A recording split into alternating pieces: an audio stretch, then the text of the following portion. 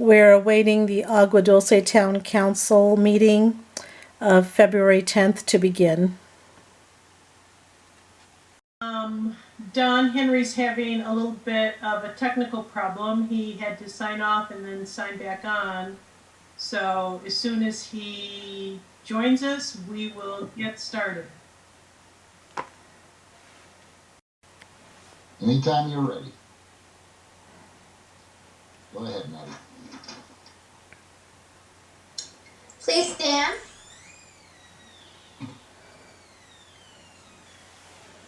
Hats off.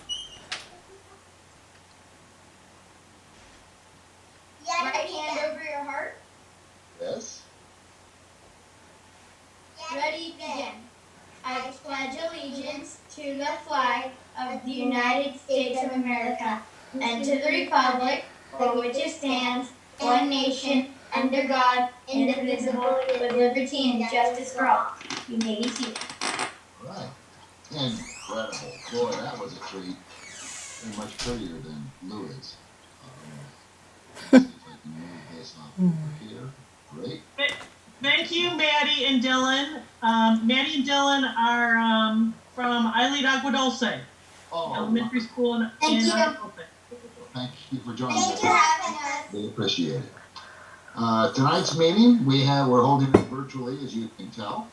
We're going to ask that everybody mutes their microphone until we have the open forum portion of the meeting, or if they're on the agenda and are ready to speak. That way we can kind of keep the volume under control here.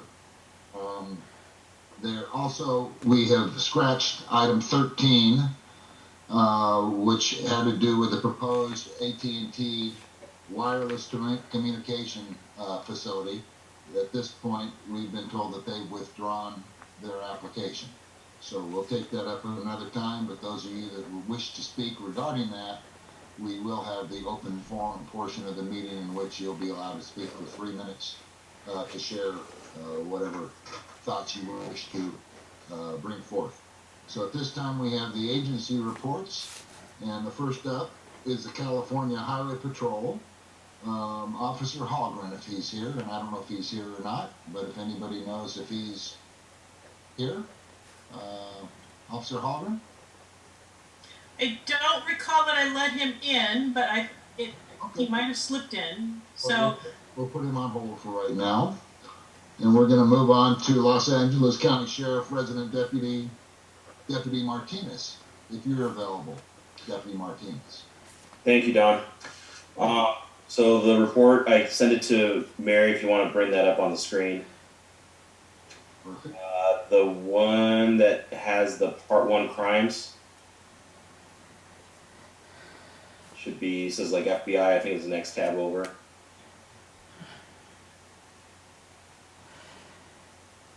One more.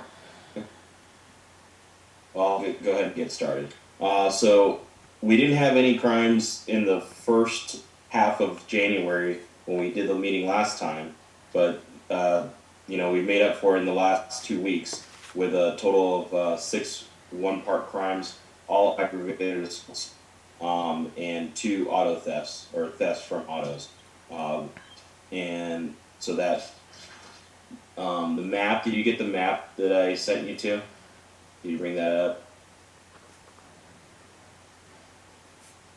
There's a separate map showing where it happened. And some of this stuff, what I wanted to show is that 2 of the crimes that kind of are the aggravated stuff was over the internet, not necessarily in town.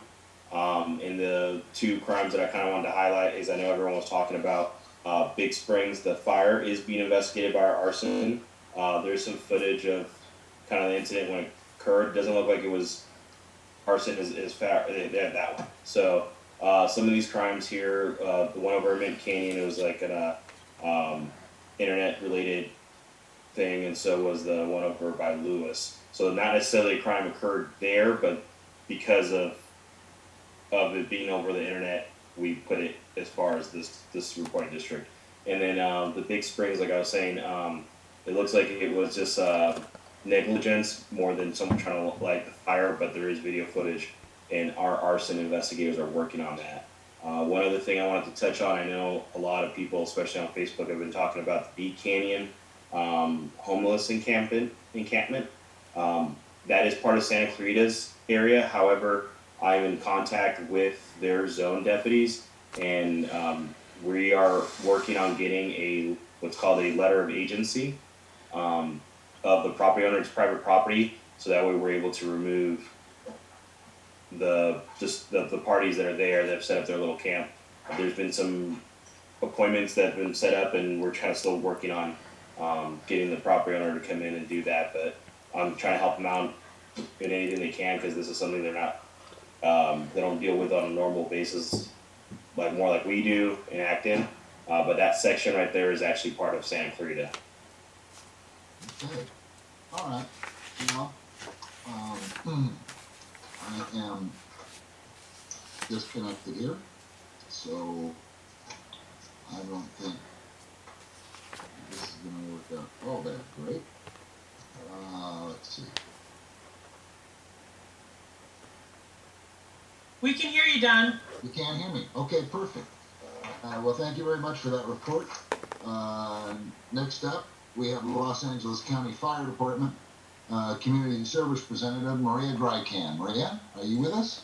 Yes, I am here. Great. For the month of January, there were a total of 36 responses in Agua Dulce. They had one fire, which Deputy Martinez was just talking about, the Big Springs fire. We had it down as cause undetermined because it was undetermined when we turned it over to them. It did go second alarm, and it was held to 2 acres. There were 30 medical calls with 19 patients transported, and that's it. That's all that happened in January. Wonderful. Well, thank you very much for that report. Next up, we have We need the information until the next day. So yes, it was originally undetermined cause, and we got very fortunate. They did, the fire department, an incredible job. It was a very windy night, if you guys recall, and they were able to get it under control very fast, and no structures were damaged or anything. Wonderful, wonderful. We're glad to hear that. Great. Anything else for Maria? Okay. Thank you very much, Maria. We appreciate you attending tonight. Oh, my pleasure. Next up, we have Acton Agua Dulce Library report by the librarian Jim Wall, if Jim's here. I am here. Good evening, everybody. Hope everyone's doing well. So just a few updates for the library. We are still offering sidewalk service, so if you're needing items, give us a call. We can take them out to your car, and we're handling things that way right now still. I mentioned last month that we are still checking out, well, that we were checking out laptop and hotspot kits. I still have those available if anyone is in need of one of those. If you do, just give us a call. We'll make sure you have a library card. If you don't, we'll get you one. And then we'll get you one of those kits checked out so you can do whatever you need on that, whether it be searching for a job or helping your child out with distance learning or whatever else you got going on. Other updates for upcoming things: this coming Monday, February 15th, we will be closed for President's Day. So our sidewalk service won't be available then. And there's just a couple things I want to point out that are available online. We're doing a bunch of as a system, we're doing a bunch of virtual programming. One thing we're offering, it's called Parent Aid. It's every Wednesday at 4 p.m. in English and 5 p.m. in Spanish. But every week it's a different topic about about distance learning, basically. How you can manage the schoolwork for your children, how you can use library resources to help out with assignments or as needed. So it's a nice tool to have in case you're needing some help with anything. Another thing that's going on, excuse me, is we have, as a system, have partnered up with LACMA, and they're doing creative storytelling workshops. It's going to be February through June, the 1st and 3rd Fridays at 4 p.m. Generally, there'll be a librarian reading a story and there'll be some sort of art activity led by LACMA. So it should be kind of a fun thing to occupy some time and get some stuff going. And then we've also got, I forwarded to the town council the calendar that lists all the virtual programming going on the whole month of February. A whole bunch of stuff for African American and Black History Month, as well as the story times and other crafts and activities. So feel free to check any of those out.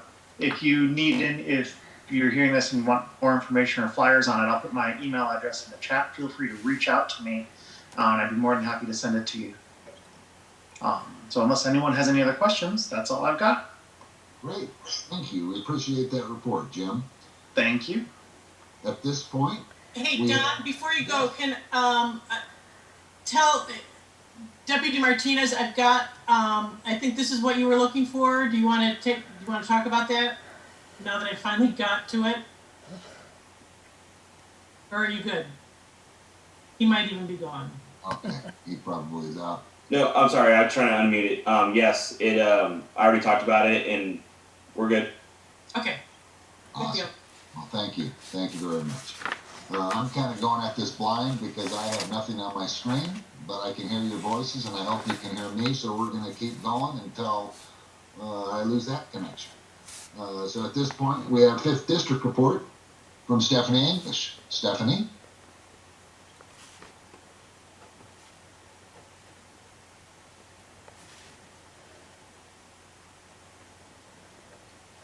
Can If you're anybody talking, hear? Stephanie, we can't hear you. If you can unmute your microphone.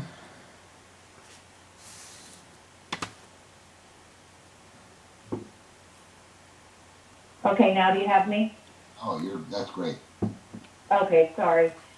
Good evening. Good to see everybody. I think I'll just start with a brief COVID update. I'm happy to answer any specific questions that you have, but as we all know, the COVID situation changes rapidly, literally every day at the county, state, and federal level.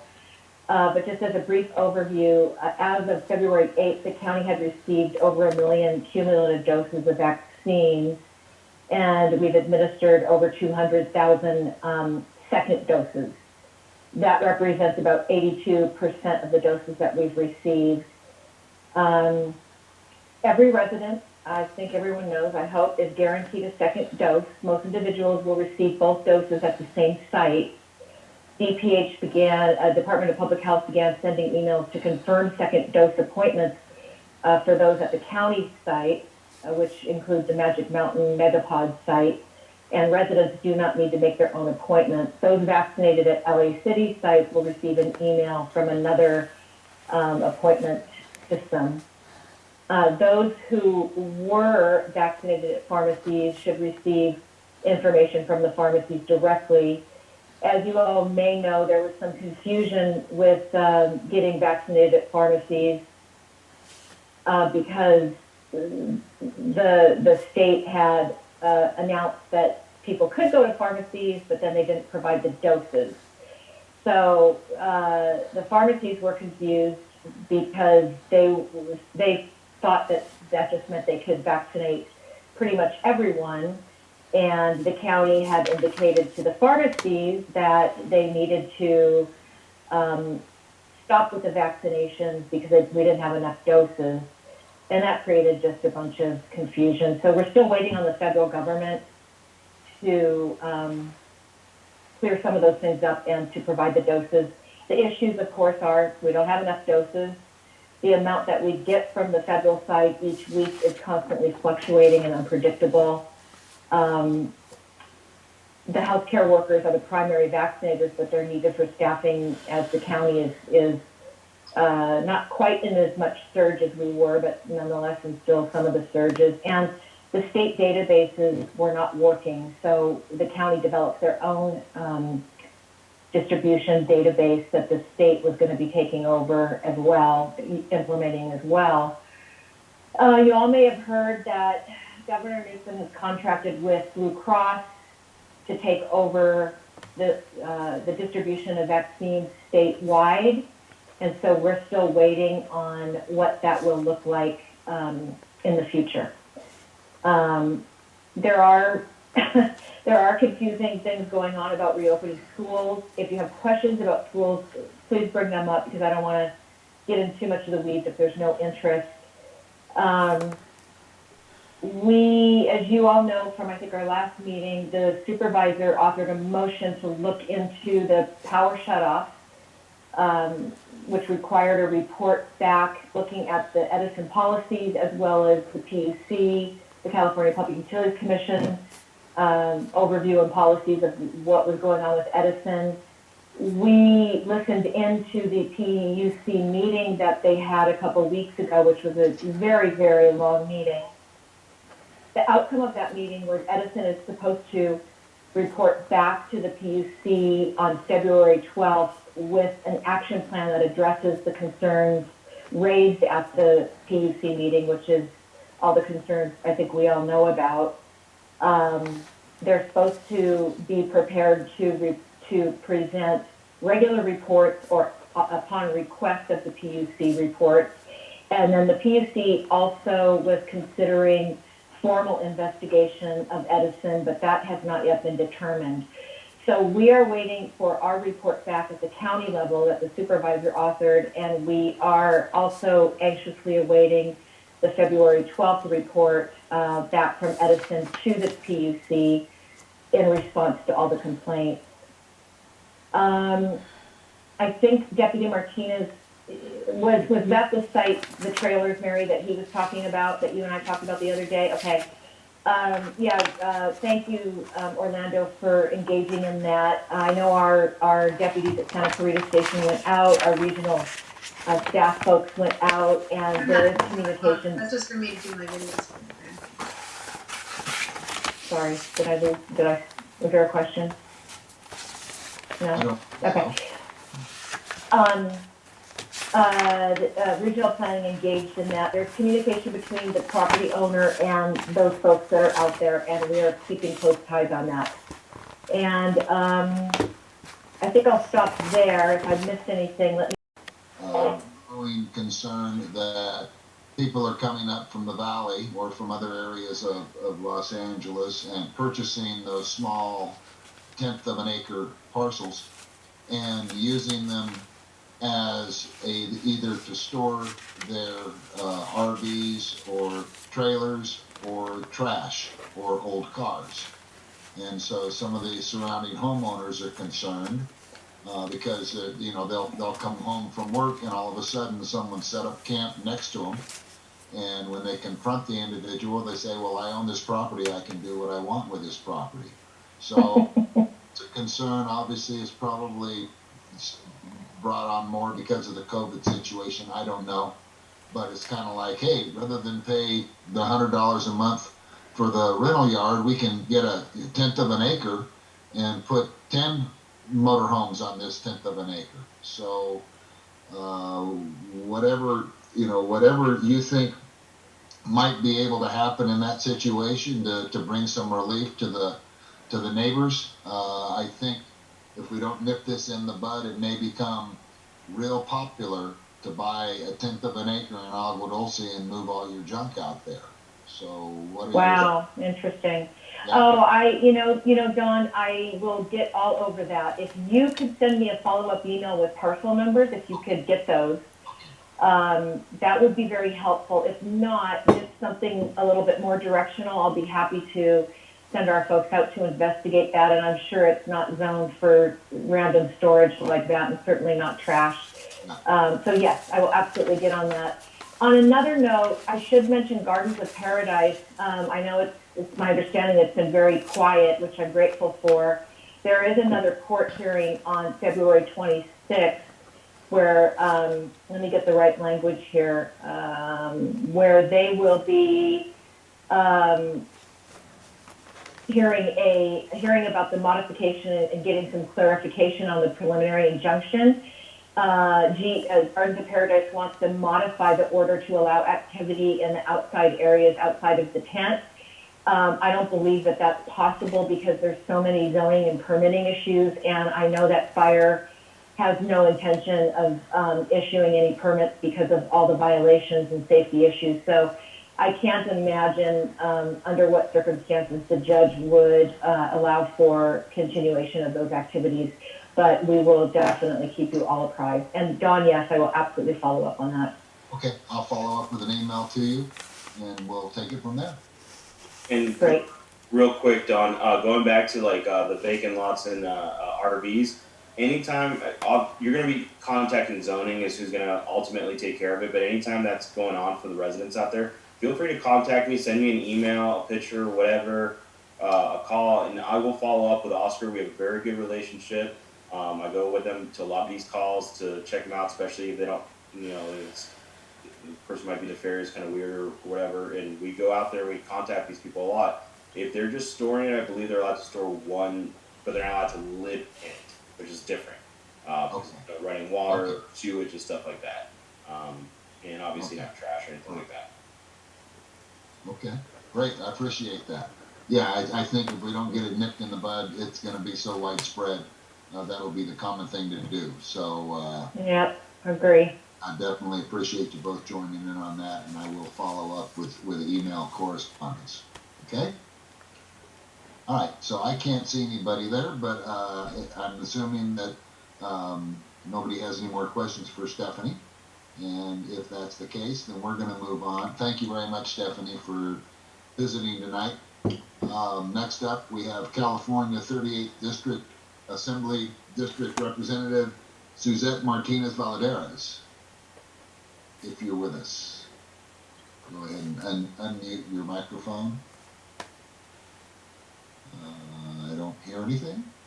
So Have you guys, it's Stephanie, sorry, Dawn, have you guys reached out to their office to connect with their representative? If not, I can send you that contact information and you could probably get connected to regular reports that way. Okay, great. I appreciate that. Is that Christine Paxton? Or Javier. Or Javier, yes. I included Yeah. them both on the emails when I sent out the agenda. So. Oh, okay, interesting. Okay. Perfect. Okay, great. Next up, we have 21st Senate District Senator Scott Wilkes, representative, if you're there with us tonight. I think I saw someone, maybe? You want to go ahead and unmute your microphone there and speak up? We'd be glad to hear your message. Maybe I didn't see anybody. Okay, if not, join us a little later on and we'll turn the mic over to you.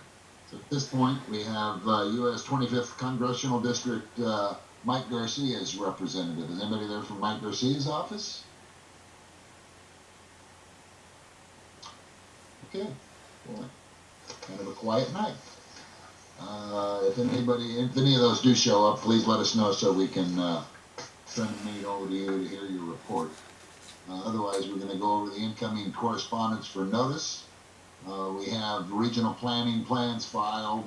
There's a number of solar panels being applied for, permits applied for, that they send us notice out on. One modification to the T-Mobile cell tower, and on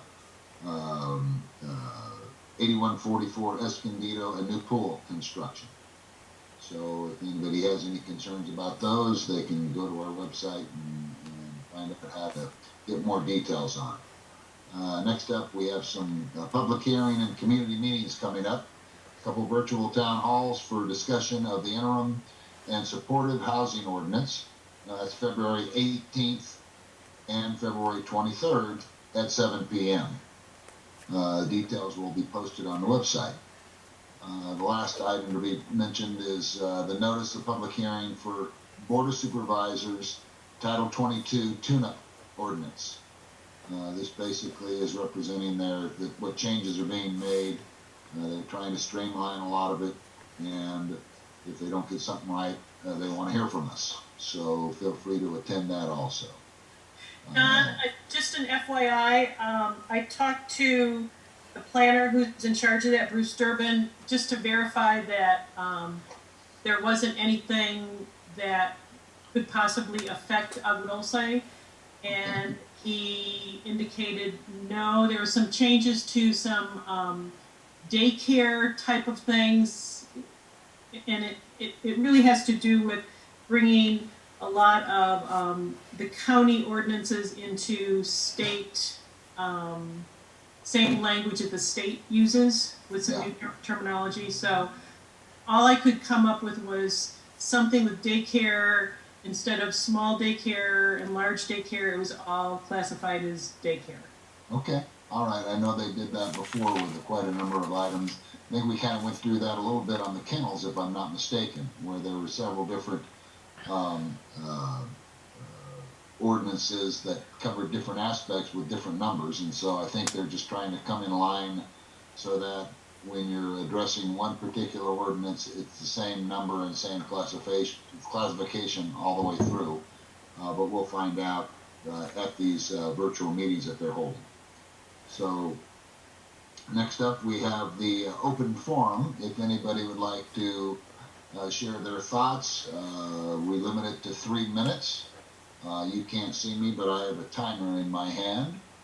And if you can start out by stating your name, and then I'll start the timer and I'll let you know when the 3 minutes has expired. So does anybody wish to speak? Okay. Next up, we have... Wait, Don. Susan's got her hand up. I was looking in the... Yeah, if you can actually raise your hand in the participants, that way then I can see everybody. But Susan... Mary, if you can call on whoever has their hand up, then I'll just start the timer when they start talking. How does that sound? Sounds good. So Susan, you're on. Thank you. As you all have heard, they withdrew their application for the cell phone tower up at Darling Road on the east side above the airport. However, there were 4 other addresses on that application, and I do believe that AT&T is probably going to move forward with those 4 different addresses.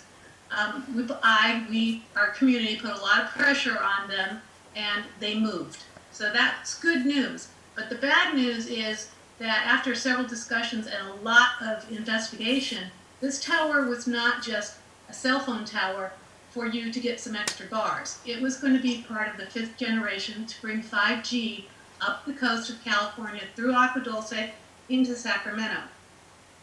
They have to have these towers 500 feet apart. They're going to be little pop-up antennas on the Southern California electrical poles eventually that I don't even think they need to get a permit to do this. And it's really going to affect our future, our health future, our environment.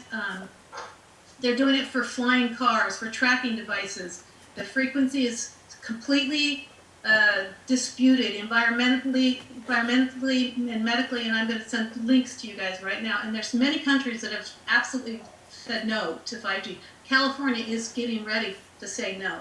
So we need to get on the bandwagon. But most importantly, I'd like to see this not happen again. The town council knew about this in March, and the neighbors of this big cell phone tower, 50 feet huge in length, were never notified about it. We would never have found out if we didn't see the truck up there. So I'd like there to be some type of communication from the town council. Like, are there any additional pending applications that you guys are aware of besides ours that we just got rid of? Don, Mary? None that I'm aware of. None I'm aware of. Occasionally there will be, because I think even in the, as I go back Minutes here, here, we've got the modification. Right. There are some modifications to existing towers that we get quite often, and they're always listed on the agenda. But I am unaware of any new cell phone tower facilities going in.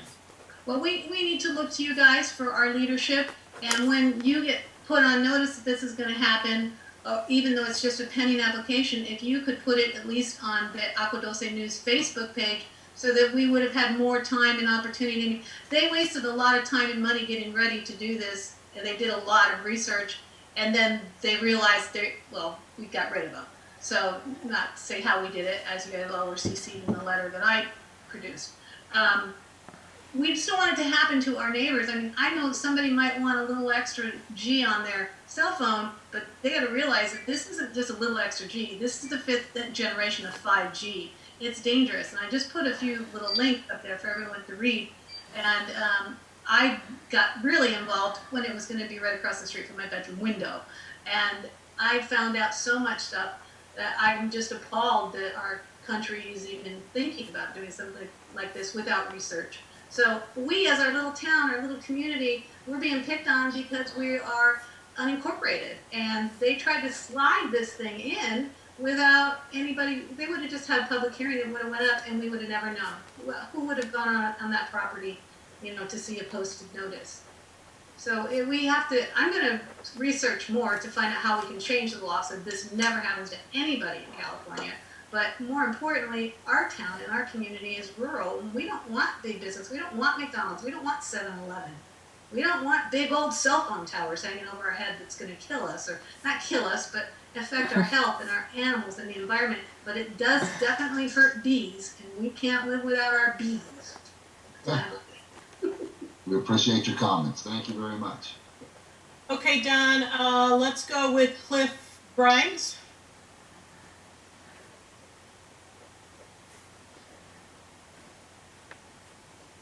Hi, good evening. My name is Cliff Grimes, and I live off of Darling and Tyndall Road. And first, I want to thank you for the opportunity to speak tonight, hearing our comments. Obviously, our family and neighbors are very happy to hear that the conditional use permit for the wireless facility was withdrawn. This was not by AT&T's own choice, but rather a result of hard work of concerned and impacted residents. I'm speaking tonight to request the ongoing support of our town council to uphold our community standards and LA County zoning regulations and help stop these activities before they can start in the future. This latest attempt to get approval for the conditional use permit for this facility in our backyard has caused a major disruption in our family's lives. We've invested numerous hours, nights, weekends, researching, reviewing regulations, contacting experts in many different fields, contacting other communities, and they've experienced the same challenges we have. The emotional impact and frustration alone that we felt is real, and it's directly taken away from the peace and comfort that we moved here for. The residential zoning laws are in place to protect the residents and the community and our peace, comfort, health, safety, and property valuation, just to name a few. And we all count on them to protect our families and investments. This won't be the last attempt to get a foothold in our community by these large corporations. And trust me, if they get their zoning approval to install just one of these by using a CUP, they will establish precedent and has the potential to become unstoppable. Once one goes in, they will simply say, you let us have one over there, so why can't we have one over here? We're not against them or technology or infrastructure, but we don't need these types of facilities in or near our residential areas. In conclusion, we ask for your ongoing support of our town council, members, no matter who's in holding positions, to uphold our community standards and LA County zoning regulations to prevent this from happening again. Thank you again for the opportunity tonight to express our concerns and comments. Thank you, Cliff. We appreciate those. Okay, next up we've got Brandon Rope. Hi everyone, my name is Brandon Roque. I'm a field representative from Assemblyman Tom Lackey's office. I actually was hopping in here for the AT&T proposal, but glad to hear it got pulled off. If you guys like, I know Assemblyman Lackey's not a representative of all of Agua Dulce, but I can give a short legislative update if you guys are curious about anything going on. Sure, you bet. Awesome. So, long story short, legislative session reconvened on January 11th. The final day to submit bills for the 2021 legislative session is going to be tomorrow, February 11th. So that's essentially going to be the deadline for any legislative member to submit any of the bills they're looking at. Currently, Assemblyman Lackey has 6 authored and is a co-author on 18 of them. Some of the different ones we're looking at are AB 18, which is one we focused on last year, but unfortunately got pulled because of COVID restrictions. This one specifically deals with eliminating the backlog of untested rape kits in the state of California, which is unfortunately a very big issue that has not had a lot of light shined on it. So essentially what our plan is to put a timeline on these untested rape kits to get everything tested and make sure that these victims get the justice they so richly deserve. Beyond that, we're looking at a couple different laws, including Gabriel's Law, which we've proposed for the last 3 years, which would essentially create a universal reporting system for child abuse. So for anyone not aware, this law was named after Gabriel Fernandez. He was one of the children in the Antelope Valley that unfortunately was a victim of child abuse and passed away due to that negligence and that abuse. Unfortunately, he was one of those kids that slipped through the cracks, and that's what created this proposal for us. It creates a universal reporting system between all agencies, so no child will slip through the cracks, and when something is reported, all involved agencies will know, so there isn't lack of information or lack of response. Aside from that, we also have a law looking into tightening the restrictions on unlawful vehicle entry. So anyone breaking into cars, which as an active resident, trust me, I know we have a lot of that lately, unfortunately. This would essentially just make things stricter for anyone being tried for unlawful entry into a vehicle. Aside from that, California's budget for 2021 was proposed on January 8th. It expands state spending by about $25 billion. The new spending budget is sitting at $227 billion. Wow. And that's all I really have for you guys. If you have any questions, I'm happy to answer anything. Great. Thank you very much for that report, Brandon. Thank you for joining us. All right. Next. It doesn't look like anybody else has got their hand raised in the, unless Cliff wants to, if he's still got something else. So, I don't know how to raise my hand. Okay. So this is Jeff. Good, very, very good. Glad to see Brandon was on there from Lecky's office. It'd be nice to see Suzette's office and Mark Garcia's office on the call as well. Hello, Sharon and Tony Brubaker. So I just got to say that I'm glad that the tower was stricken from possibilities. Being a neighbor right here, I just got to say, excuse me, the formality and decorum of being of a town council to allow this thing to get 2 and 3 years down the line of almost being concluded and erected is just I don't understand how that could happen. It would seem that the neighbors that are impacted immediately right there should be contacted immediately. It should be first, number one, publications in the Acton Journal, Facebook, any of that type of stuff. But to catch this by pure chance is just something that should not happen. And in that fact that, you know, everybody uses cell phones, so we need towers, but I don't know, there needs to be some sort of limit, 1,500 feet between any residents, whatever the number is, but just to have it right next to someone's exact backyard or bedroom, Susan said, should never be a possibility. And so that's it. I just, if something could be adopted to where people are more notified immediately of these types of things, would be great. It's been an interesting experience. I appreciate Susan's, Cliff's, everyone's input into this to stop this process. And but since we're on here, I got a couple questions.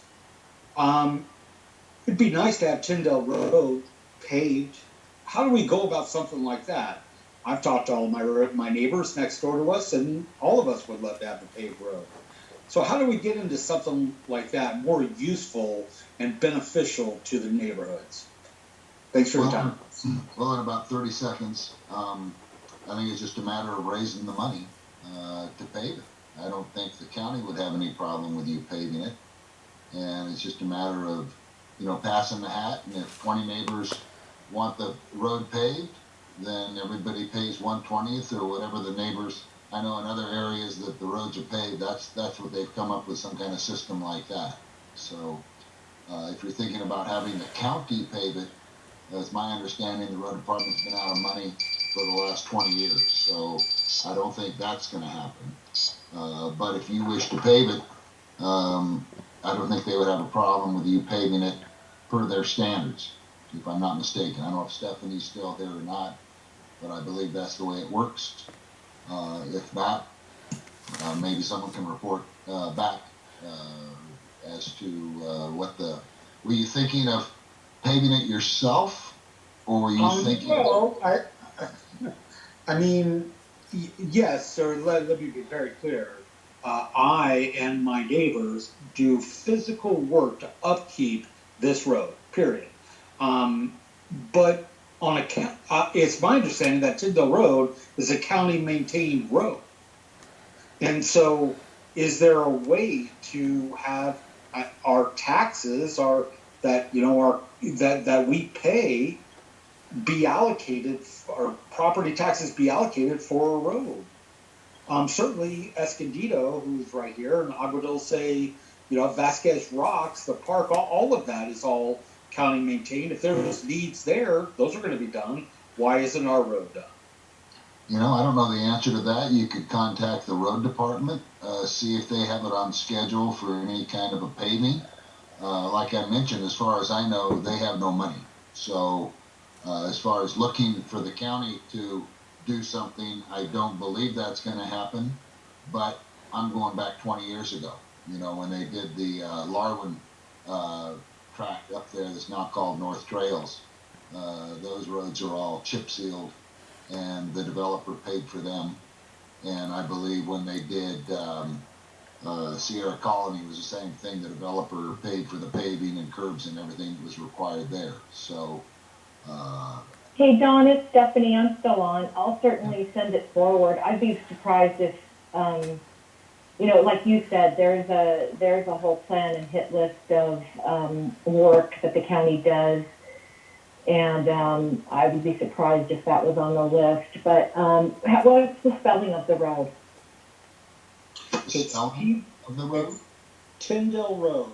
Tyndall Road. It's Got it.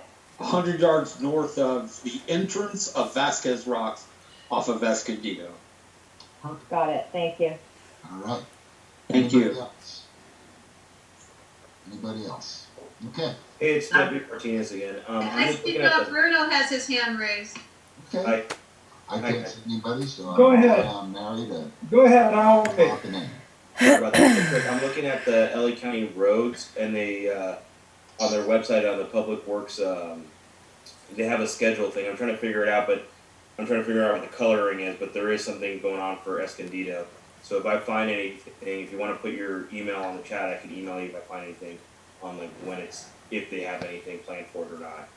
Fantastic. We appreciate that. Okay. Well, if nobody else is here for open. I think there's somebody else. Okay. Yeah. I don't see a hand, but I John Brunet, Go ahead. can you guys see Let's me? give him a second. Oh, I'm a resident. Susan and I are married, my lovely wife. But anyway, echoing Cliff and my wife Susan and also Jeff, our closest neighbors here, who would have been greatly affected. I see you, Sharon Does Brubaker. anybody else Thank you hear for coming. anything? What I did want to mention to you, so that you're aware, is that yes, the conditional use permit was pulled. It was I'm not. not hearing anything. You guys are not hearing me? I can hear you, John. Can everybody else? I think everybody else can hear you. I hear you. Yeah. Okay. Go for it, John. Well, the discovery was accidental. We jumped on it. We came to the meeting. We told you all about it. And everybody worked extremely hard, much harder than I could with work. But what I want to tell you is that we solved the problem ourselves. It was not AT&T. They would have continued on with this had we not reached out to the owner of the property randomly and were able to appeal to him. And he gave us his word that as long as he owned the property, he would not build the cell phone tower there. We waited 3 weeks, he came back, he verified it. He told me that he was contacting Eric Polden, who was supposed to be in this meeting tonight. And he indeed, being notified from Eric, would not sign the lease. This is the only reason they didn't go forward with this. We pressured them, we talked to them, we created a relationship with Eric and the other people from AT&T and Vinculum, but basically we reached out to the owner. That's what squelched it. They're not the good guys. It's going to happen to somebody else, and we need this forum to continue. I was very disappointed that this was scratched. A lot of people thought it was solved. It's going to happen here anytime, and you'll be notified about it, I'm sure. I just wanted to tell you guys that. That's what happened.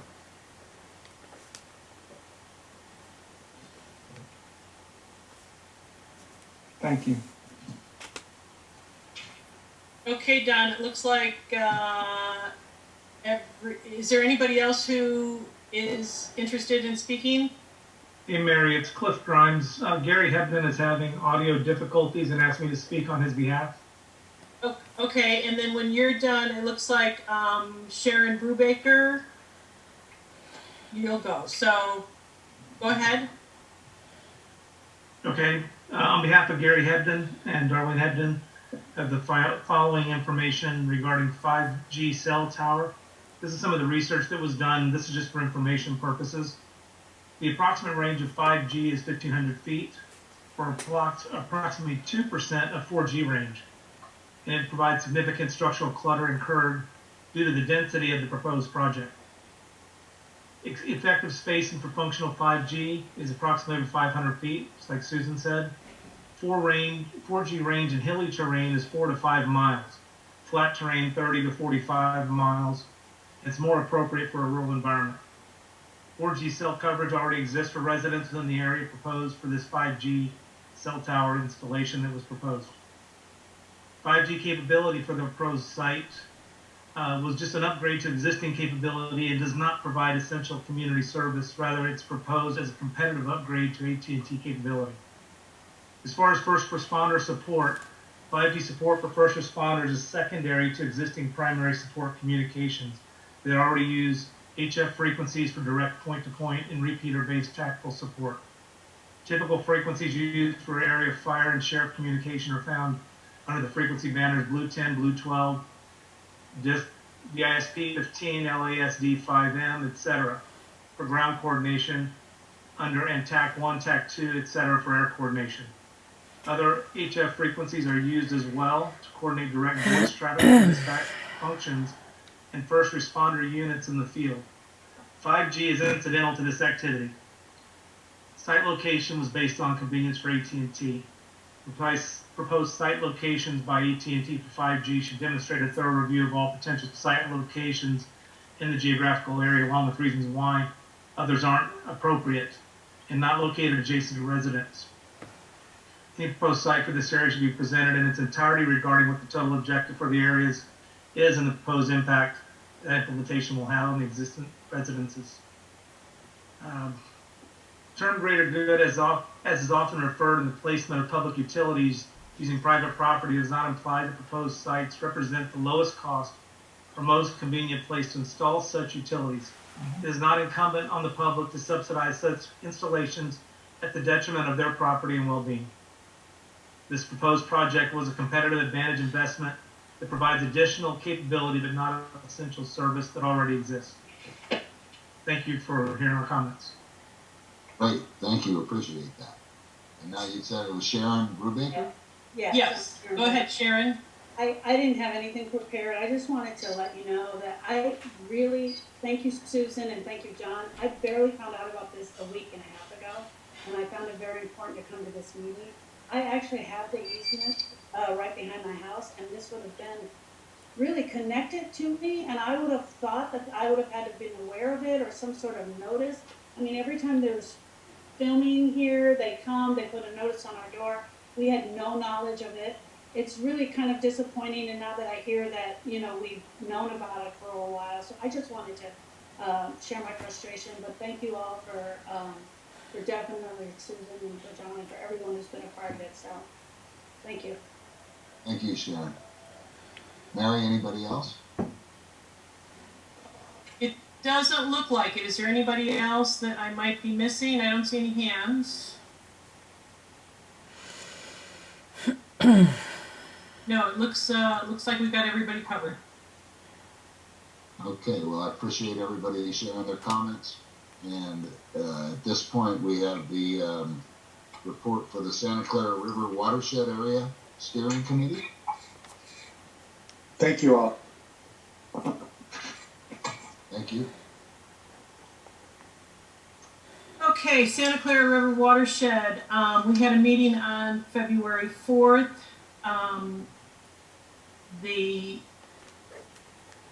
We had a presentation by the Technical Resources Program on a conceptual infiltration plant at Via Princesa Park, which is in the city of Santa Clarita. And the scientific study about the human pathogens that we were lucky that we were able to block that last year is back. There are 9 watersheds, and they're only picking up 8 this time. The one that they left off is one over in Malibu, which I think is real similar to what we have. So I'm going to fight like I did in the past to try and keep any funding for that to go through. But we shall see. Okay. Great. Thank you, Mary. Is Pam Walter with us in regards to the high-speed rail update? I don't think she is. Does anybody else have anything to report on the high-speed rail? If not, we'll move on to our committee reports. The Agua Dulce Acton Town Council Ad Hoc Committee is not active. CHP Community Advisory Committee. Candy, do you have anything to report? No meetings. Okay. All right. Bylaws Revision Committee, anything there? Nothing to report. Okay. Election Committee, we have Rosie with us tonight, don't we?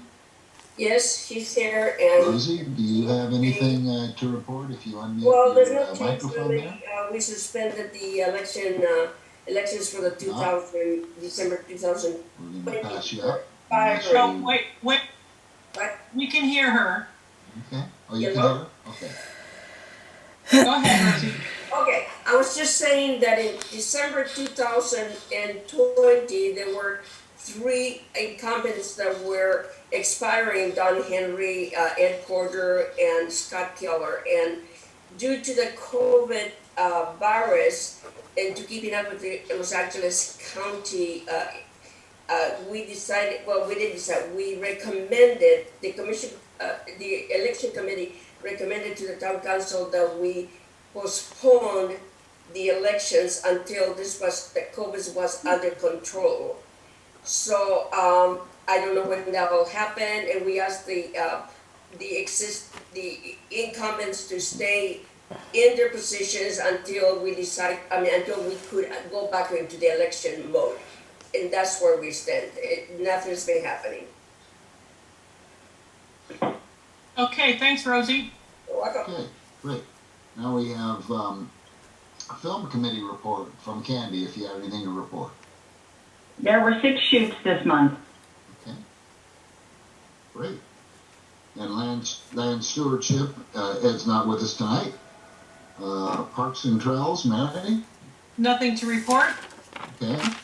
Water stewardship, me, I'm still waiting for rain, like everybody else in town. Hopefully we get it coming up.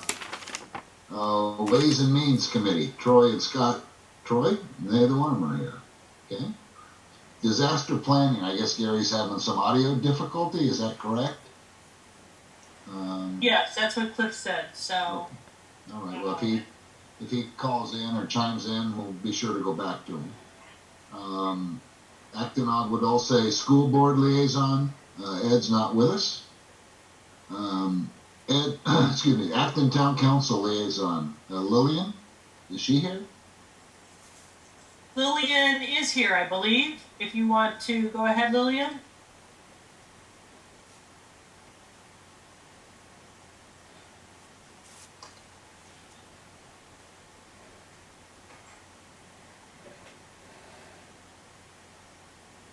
Or maybe not, she was here, maybe she had to depart. Okay, all right, well, we'll come back to her if she speaks up. Announcements, the Association of Rural Town Councils meeting is February 24th via Zoom, and our next Agua Dulce Town Council meeting is March 10th, also via Zoom. I don't believe we have any unfinished business unless someone wants to bring something up. New business, none at this point.